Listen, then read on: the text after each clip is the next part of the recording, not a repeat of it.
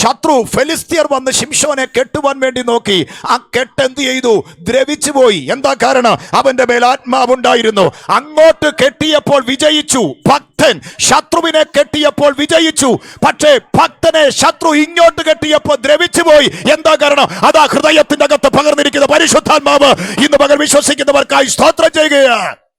ബന്ധനത്തിന്റെ അകത്ത് കുടുങ്ങിക്കിടന്ന്, ഊരാക്കുടുക്കിന്റെ അകത്ത് കിടന്ന്, കടുംകെട്ട് വീണ് പ്രശ്നങ്ങളുടെ അകത്ത് കിടന്ന് തലകുനിച്ചിരിക്കുന്നെങ്കിൽ ഓർത്തോ, ഇന്ന് പകൽ ഹൃദയത്തിന്റെ അകത്ത് പരിശുദ്ധാത്മാവിന്റെ സാന്നിധ്യം, സഹവാസമില്ലെന്ന് ഇന്ന് പകൽ തിരിച്ചറിഞ്ഞുകൊണ്ട് പരിശുദ്ധാത്മാവേ ഇന്ന് പകൽ എന്നെ നിറയ്ക്കണമേ എന്ന് പ്രാർത്ഥിക്കാൻ തയ്യാറാണെങ്കിൽ, പരിശുദ്ധാത്മാവ് ഒരു ശക്തി മാത്രമല്ല, പരിശുദ്ധാത്മ ഒരു പേഴ്സണാണ്. പരിശുദ്ധാത്മാവ് ഒരു വ്യക്തിയാണ്.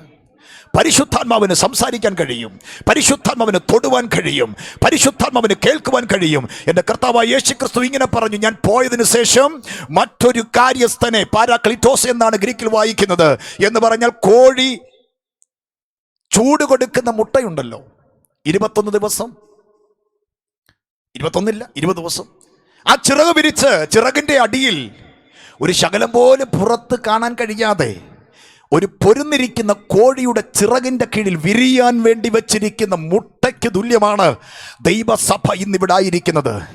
ചിറക് വിരിച്ചിരിക്കുന്ന പരിശുദ്ധാത്മാവിന്റെ ചിറകിന്റെ കീഴിൽ ദുഷ്ടൻ കാണാതെ, ലോകം കാണാതെ, ശത്രു കാണാതെ, ജഡം കാണാതെ, പാപം കാണാതെ, പിശാച് കാണാതെ, അന്ധകാര ശക്തികൾ കാണാതെ, ആഭിചാര ശക്തികൾക്കൊന്നും ചെയ്യാൻ കഴിയാതെ എന്നെയും നിങ്ങളെ പരിശുദ്ധാത്മ പൊതിഞ്ഞിരിക്കുകയാണ്. കാഹളം ധ്വനിക്കുമ്പോൾ ഈ ചിറകിന്റെ കീഴിൽ നിന്ന് ഇത് വിരിഞ്ഞ് കർത്താവിന്റെ സന്നിധിയിൽ എടുക്കപ്പെടുമെന്ന് പ്രത്യാശയുള്ളവ ദൈവജനത്തിനായി ഞാൻ കർത്താവിന് സ്തോത്രം ചെയ്യുകയാണ്.